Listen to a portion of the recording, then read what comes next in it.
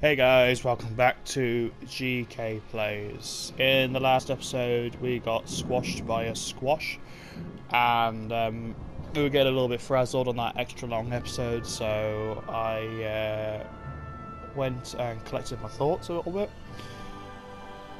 Basically I realised that I was going in with half my potential life, so I went back and got healed up.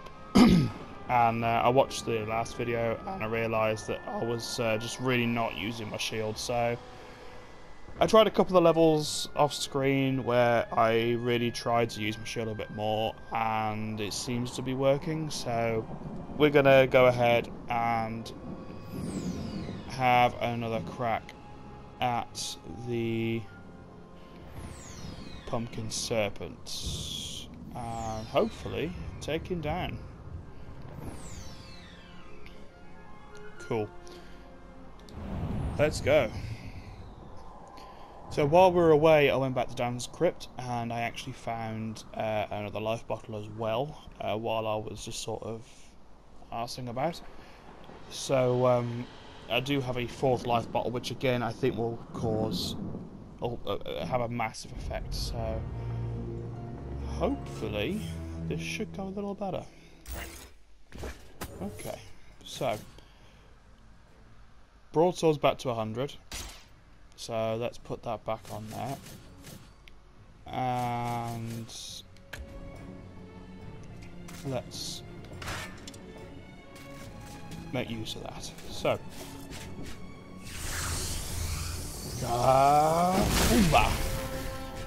yeah, very little has changed. I still love this thing.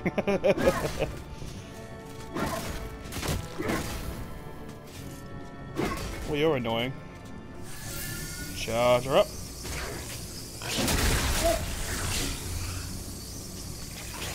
Bam. Huh. Okay. And get the pod while we're here. Right, okay. No messing about.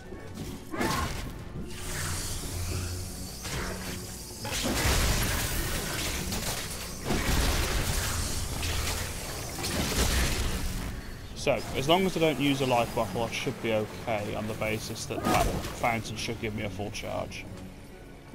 So, I'm going to switch to this. So the key with the broadsword is just to be quick, do the job, and then put it away, because you don't want to use all that charge. So I've only used 11% there, which isn't too bad. Now I'm getting a bit low on health, so I'm going to go and get juiced up a little bit.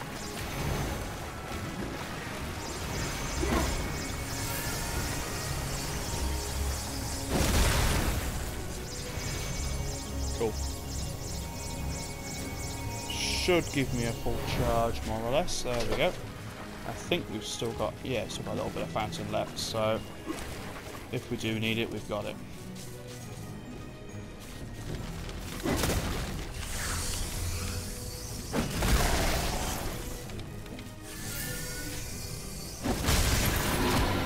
Oh, balls, I didn't mean to do that.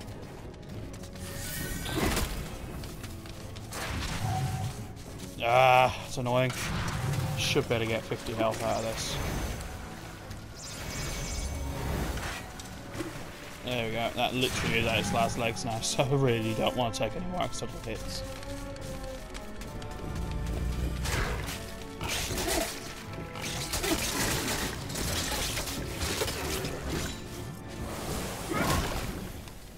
Cool. Come on.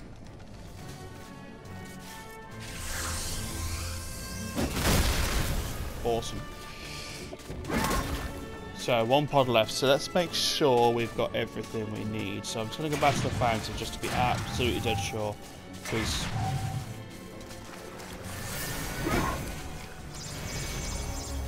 this guy gave me a lot of grief last time, and don't get me wrong, I am so happy they made him harder, but it's a lot of grief. So Enchanted sword is on 82. And the hammer is there as a backup. So let's boogie.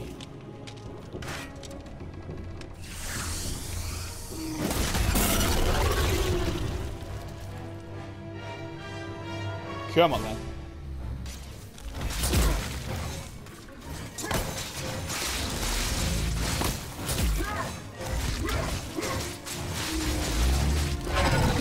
Okay.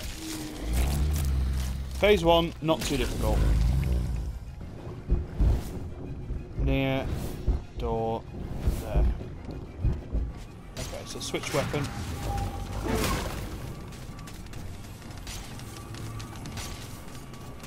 Really need to stop switching weapons. Okay. So the faster you do it, the better. I'm still on a more or less full health bar.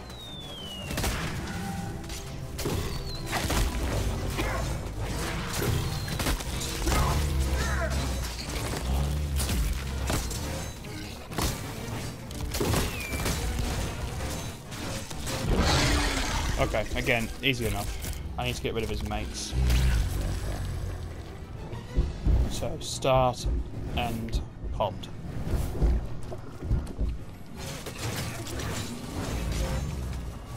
So, let's go back to the start.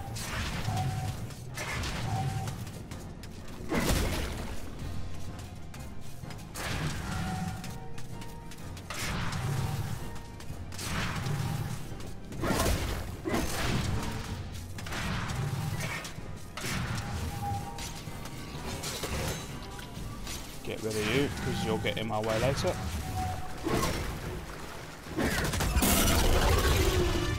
Right. This was the bit that used to...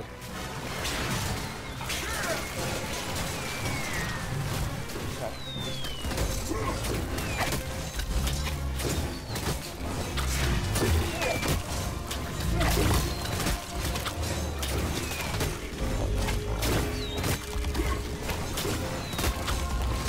Come on.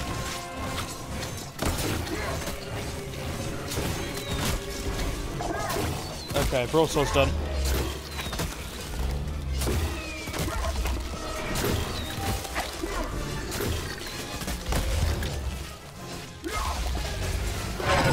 Finally.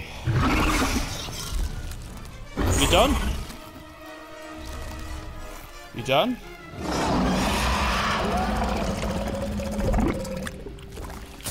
He's done. Whew.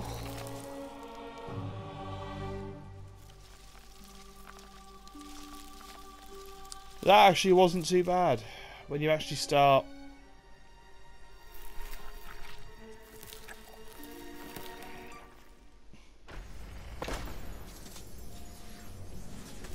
Pumpkin, awesome. So yeah, when you actually started concentrating, right, you got that done pretty easily.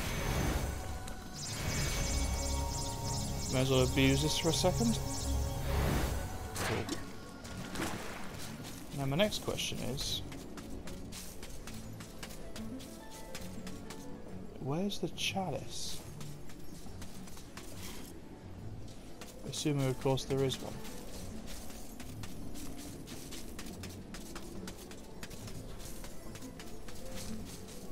Tell you what, let's go see the witch first. I can hear something tumbling as well, which is really off-putting.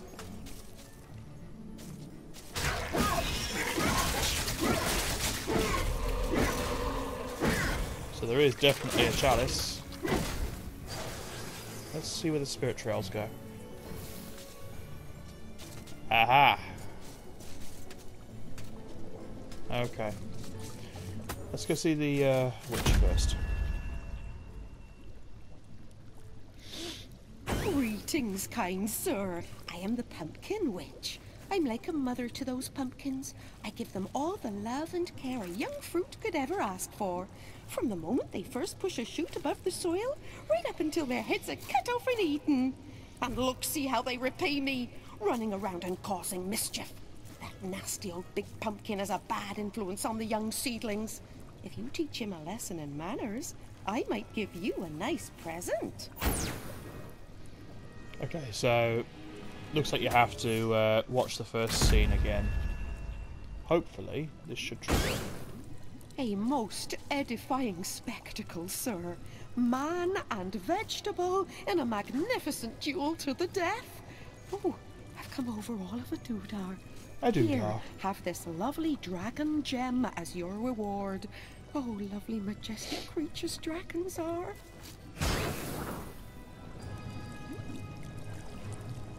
Awesome. And that'll be useful for later.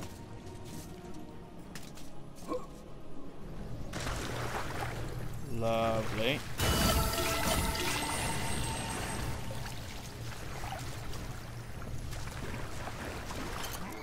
Let's get some goodies. So, enchant the sword, get some daggers, top up on that, all done. So this should, I hope, lead to the chalice.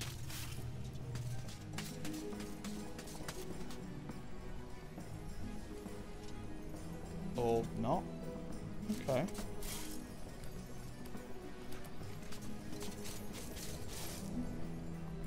I am immensely confused. I'm sure I saw them go down that hole.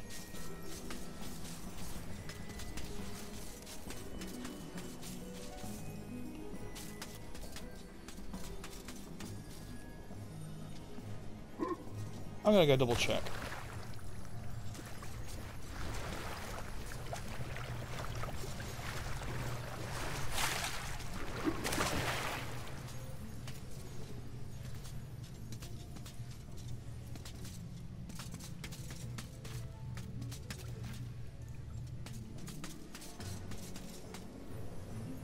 Surely it must be.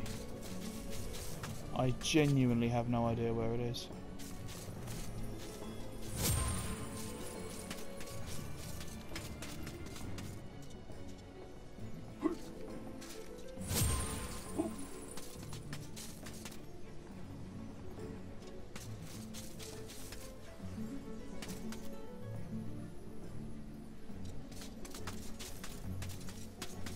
Where in the Lord's name?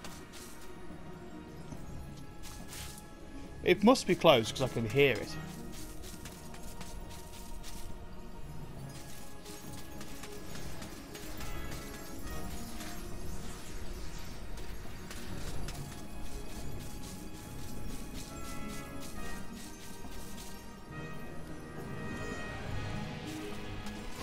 I am sure it was down there. Let me think for a second. I'm sure it was down there.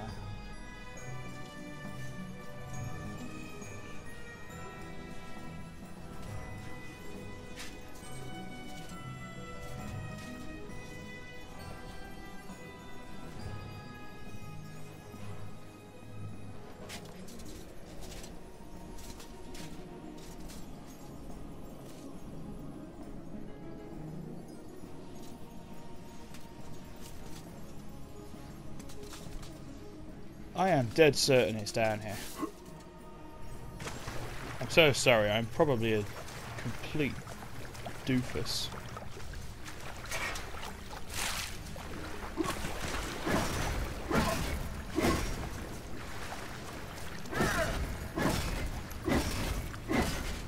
Making sure none of these walls are actually breakable.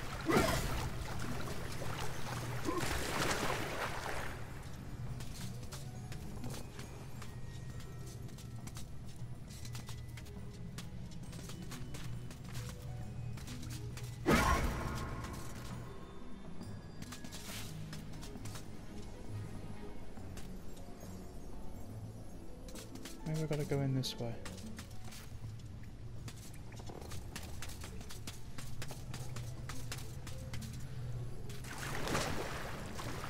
What the hell?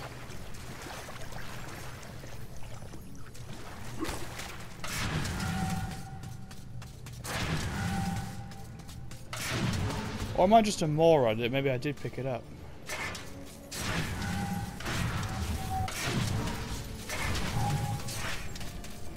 Well, the level's easy enough, so let's leave. Maybe I got it, I don't know. I must have picked it up as I fell down the well. I'm such a moron. I saw the tick, I just didn't think that meant I actually had it.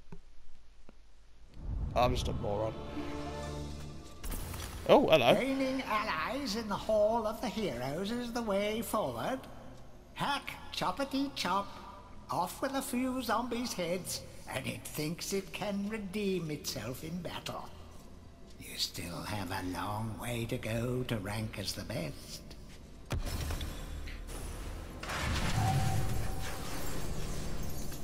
Oh, we're gonna go and see Mr. Broadsword again. Hello. By God, Fortescue, you must be the luckiest corpse ever to walk the face of the earth. I have something here I can lend to you. Take it or leave it, but remember, I'm only doing this for the sake of Gallowmere's doomed population, and not for you, you gangly buffoon. Not overly pleasant, this chap. That's quite nice. The actual chalices are actually appearing on the table. I don't think they did that in the original. Oh, hello. Using a sword here. Cool! So, that is that. Oh! So, now we can actually get on with some progress. So, that line of levels doesn't actually take you anywhere. It just basically takes you to the serpent, get a dragon gem, which you'll find out what that does later. So, Sleeping Village. I hated this line of levels in the original.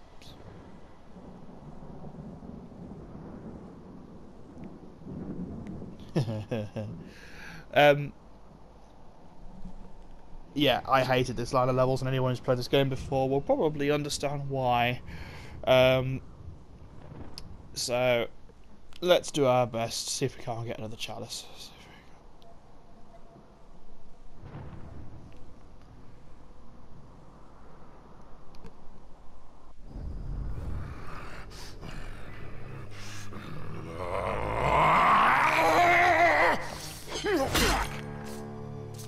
So, you have a mild anger disposition.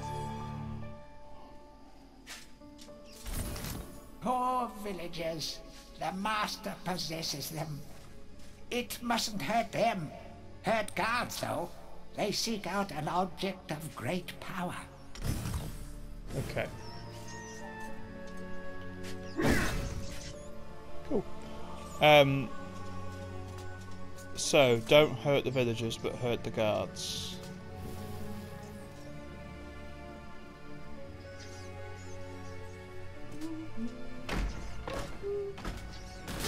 Oh, screw that. You're hurting me, I'll hurt you back. Oh. Ah, okay. Interesting.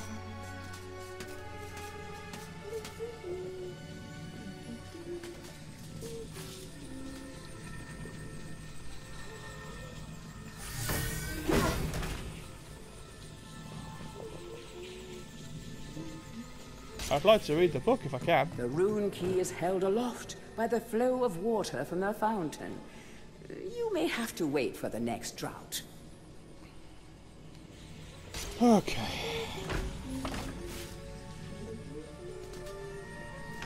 So... Oh, hello. Go away, go away, go away. Get out of my way. I don't want to hurt you.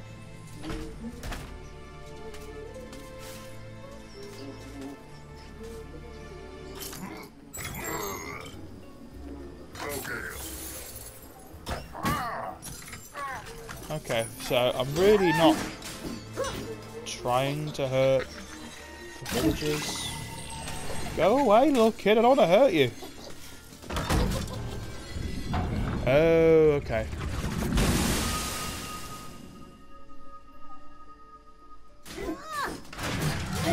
Go away, go away. Go away. I don't want to hurt them. Yeah, I remember the village itself being like an absolute maze.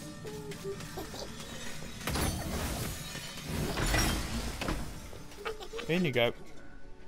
Okay. Ooh, boots. Let's have a read. History of Gallowmere, Volume 1. During the dark time that was Gallowmere's not too distant past, it was King Peregrine who thwarted Zarok the Necromancer and his plan to enslave the land. Zarok, once the king's mage, had fallen out of favor with the ruler for conducting outlandish experiments on the bodies of the dead. It was said that deep within Peregrine Castle, the dead were restless. The dead are to be honored, not kept as the playthings of alchemists, declared King Peregrine as he banished Zarok from the castle. All of Zarok's living dead were routed out and destroyed. Zarok, being an unforgiving soul, went into hiding and vowed to wreak his revenge on the king. Cool, so we've got some history here, so if you want to take a listen. History of Gallowmere, Volume 2. Rumors of ill-doing and dark deeds abounded through the land of Gallowmere. It was whispered that Zarok had employed the aid of shadowy demons to help build a vast castle. Under the cover of night, Zarok's dark army spilled forth from their corrupt haven. The army marched south across the Silver Mountains and through the Silver Woods. Soon afterwards, even the Pumpkin Lands belonged to Zarok. The folk of Gallowstown cried out for help. Save us, good King Peregrine. Retaliation was swift and violent. King Peregrine's forces, led by the brave Sir Fortescue, drove Zarok's army back from Gallowstown. Oh, there was much rejoicing, but the war was not yet over.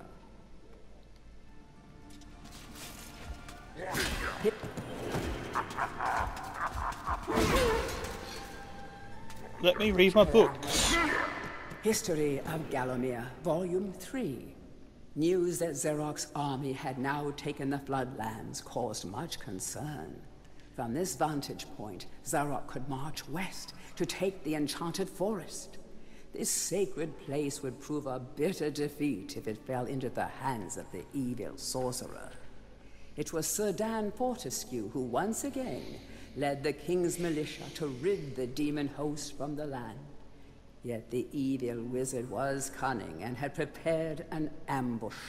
Titanic battle ensued, of which history has never seen the like. It is said that the day would have gone to Zarok, but for the skill and valor of one man. Fortescue led the charge deep into the massed ranks of the undead, felling Zarok's bodyguard, the fearful Lord Cardok, and before finally succumbing to his own mortal wounds, slew the traitorous sorcerer with a mighty sweep of his sword. History of Gallowmere, Volume 4. The forces of evil were destroyed, but at a terrible price.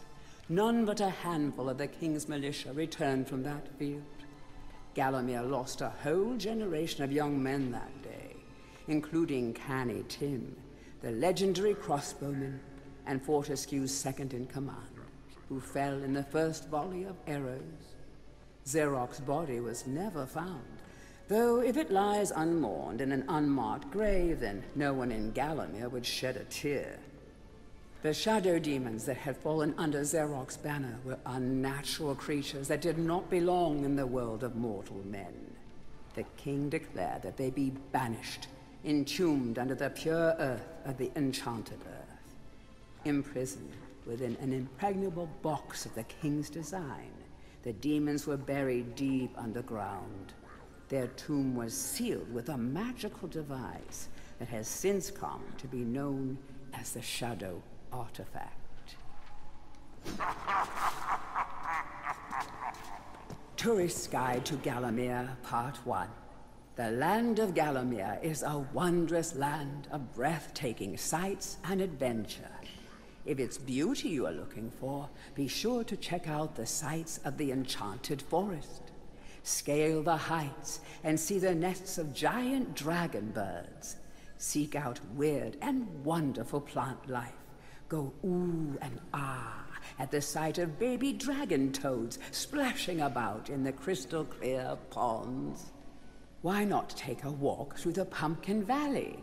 Pumpkin is Gallowmere's favorite dish, and about now the valley is just bulging under the weight of young podlings awaiting harvest.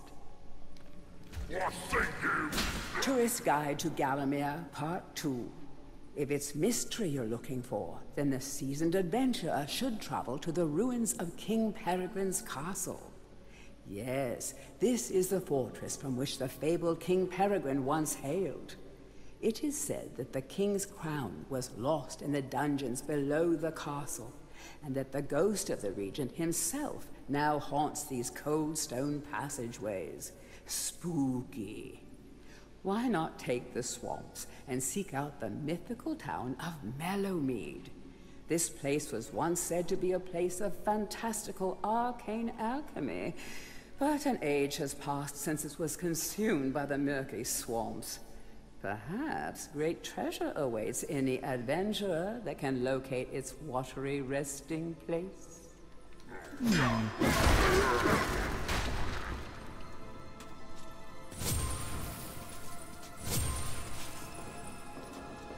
To whom it may concern, I must make haste, for Zarok's men will be here within the hour.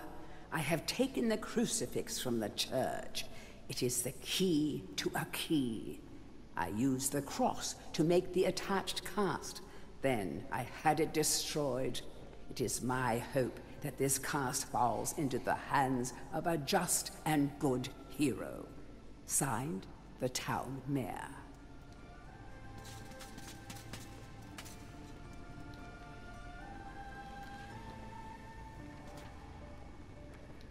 Heroes from History, a retrospective. Chapter 1. In addition to being the strongest man who ever lived, Stanyer Ironhewer was unsurpassed in his skill as a blacksmith. He was equally happy pounding on his anvil at home as he was pounding on someone's head in battle. It was said that his only fear was the end of the village smithy as the focus of manufacture, in favor of more centralized units. As if.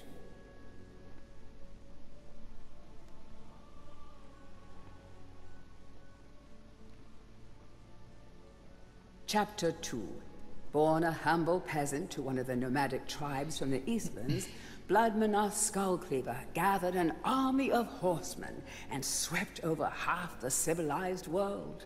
When he finally died, attempting a single-handed attack on a garrison in the north while armed only with a spike on his helmet, he was the richest and most powerful peasant of his day.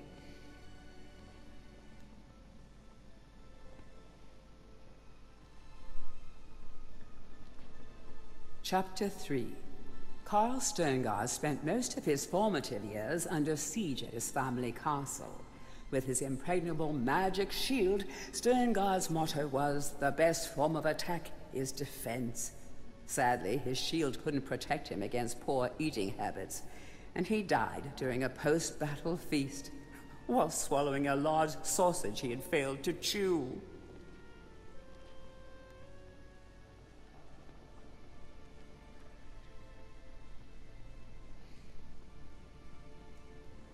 Chapter 4. Truly the hero's hero. Woden the Mighty was fearless, single-minded, and uncompromising. Unbeaten in combat, he inspired raw fear in friends and enemies alike, not to mention in close family members and pets. Chapter 5.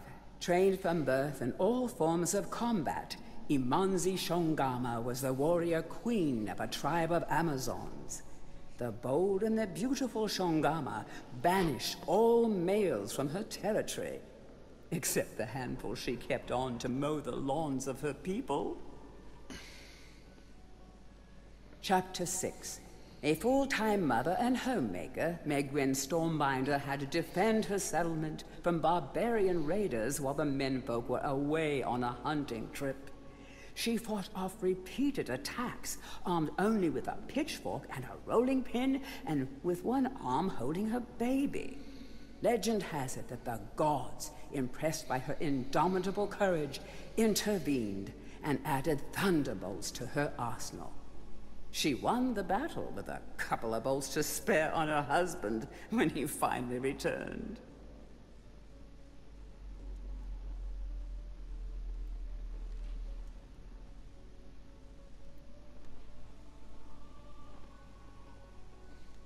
Chapter 7. Dirk Steadfast was a fearsome opponent thanks to his magic sword and a firmly held belief that only women defend themselves. Real men are always on the attack. He was a friend and contemporary of Carl Sterngard, and was with him even to the end. It was whilst Steadfast was explaining his views on Sterngard's shield during a feast that the latter had his tragic and inexplicable accident.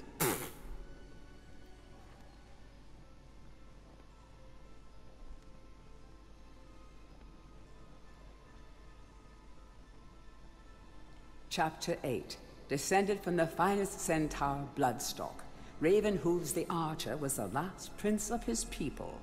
A proud and haughty aristocrat, he was an accomplished hunter, sportsman, duelist, playboy, raconteur, and 3 times Derby winner.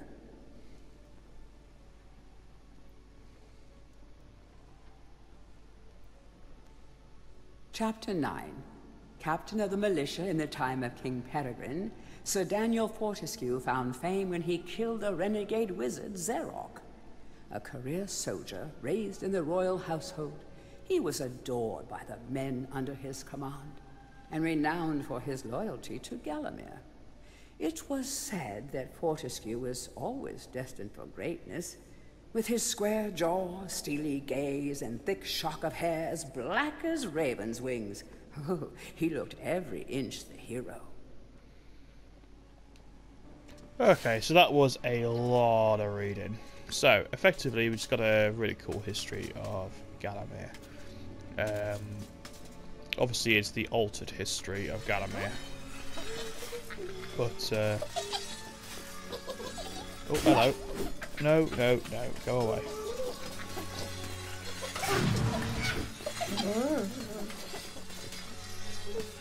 So we're looking for a church, ideally. No, goodbye. And a smithies, I think. You're not annoying at all, are you?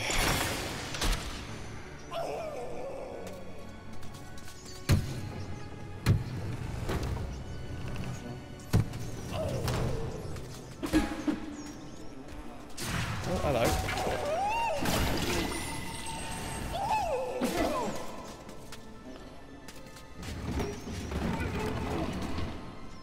Okay, what's this?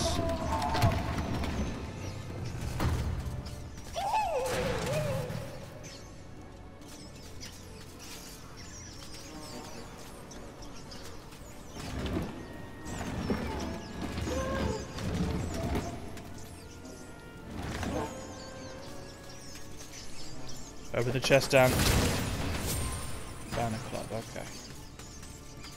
Just make sure there's nothing else.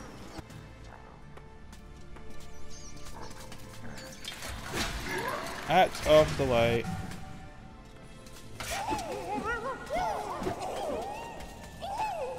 Bust of Mr. Shanks, landlord of the Troll's Head. To clean the statue, lower the pedestal.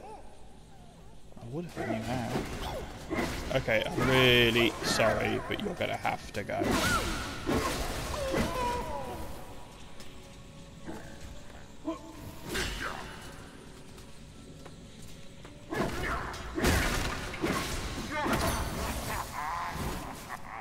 Okay, so we've got the earth runes, so let's go back down here.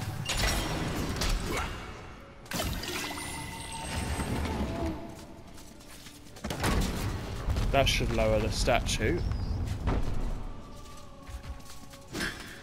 Come on.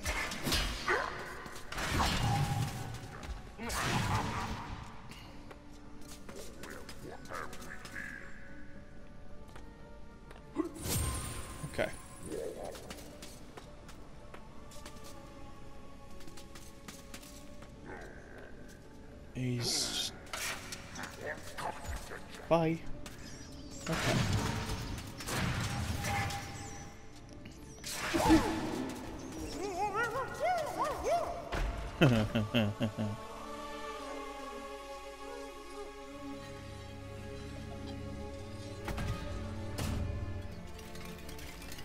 Here come the guards. Comrades, tear this place apart. If we don't find the shadow artifact, Lord Zarok will have us mocking out the demons for the next millennium. Any reason why they sound like commissars?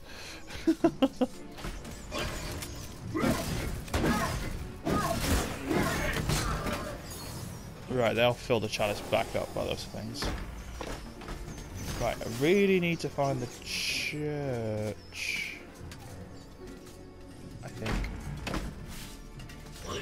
What's in here? Oh, hello. Goodbye.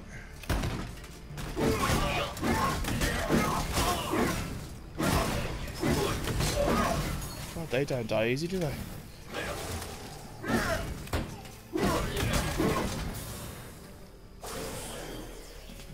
Wow. Okay. Oh, thank you very much. Nice little top up. Right, I also need to find a smithy. I believe there's one near the start of the level. Oh, church. Here we go.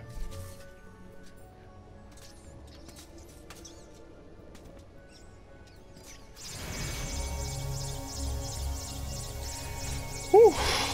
Right. Let's get topped up as best we can. More or less back to full. More reading, folks. A crucifix once stood here, but the mayor took it. Find a replacement and see how the church should really look. Okay, so yeah, we need to find the blacksmiths, because basically, effectively what we've got to do is the bust needs to be melted down and made into a crucifix, effectively. Okay.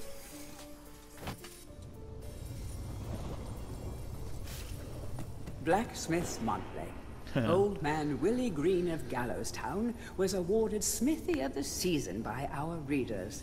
His outstanding casts have produced many intricate and hard-wearing iron goods and sculptures. Willie only uses the finest of metals in his work, and is particularly noted for his magnificent busts. Old man Willie was quoted as saying, "Aye, when I get pumping on me bellows, there's no stopping me. It's all in the rhythm, up and down, up and down. I've always been inspired by the stories of Stanya Ironhewer, the greatest smithy there ever was." Coolio. So, in goes... Oh, okay, fine. Put that on first, then that.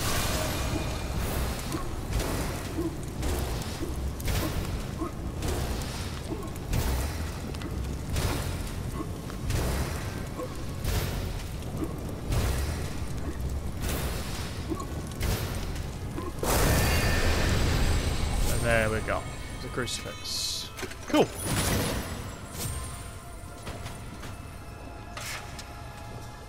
So now we go back to the church.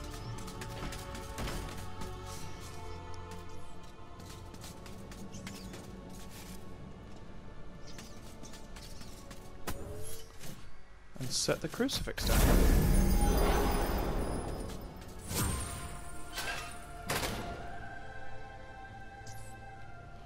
Dear Sir or Madam, on my travels across Gallowmere, I have come across many mysterious and enchanting finds.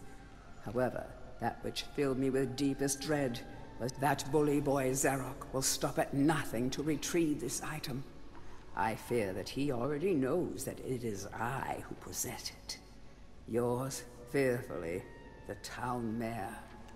Okay, that the script was very different to the actual written word, but okay, we'll go with it. So now we've got the key pretty much out of here. So let's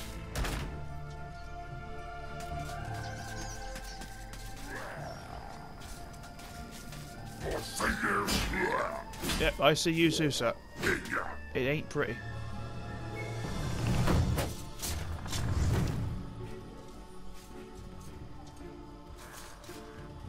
Okay.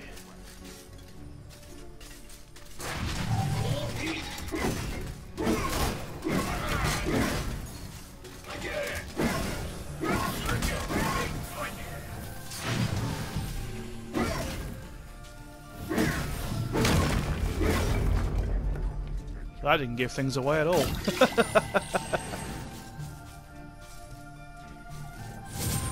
Ooh, lots of money. Lots and lots and lots. Now, I'm hoping we can still fill the chalice up, because I don't really fancy doing this level again. So I was really hoping we could maybe still fill it, but I don't think we can.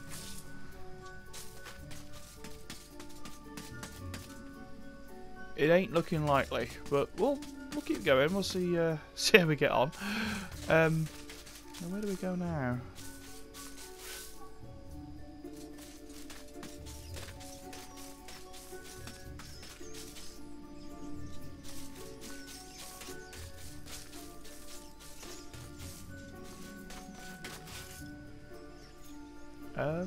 Oh, okay, yep.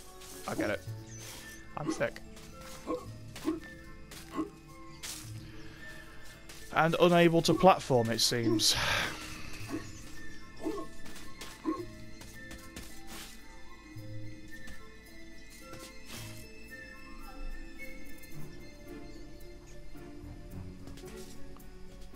But what's the point?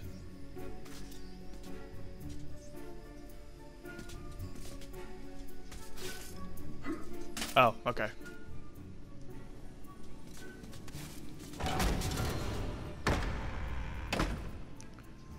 There's quite a few guards there, so I'm wondering if that's the way.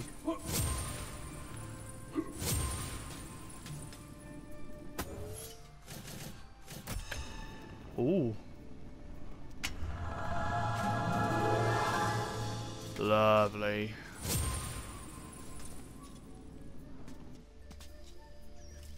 Lovely, lovely, lovely. Okay. So now we can return to the main part of the village. But let's just absolutely double check there's nothing else. I don't think there is. No. Cool. Okay, no worries. Let's go back to the main part of the village. We've got the shadow artifact now, so that's, again, something for later.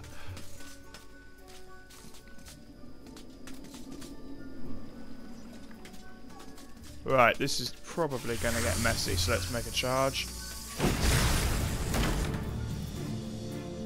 Oh!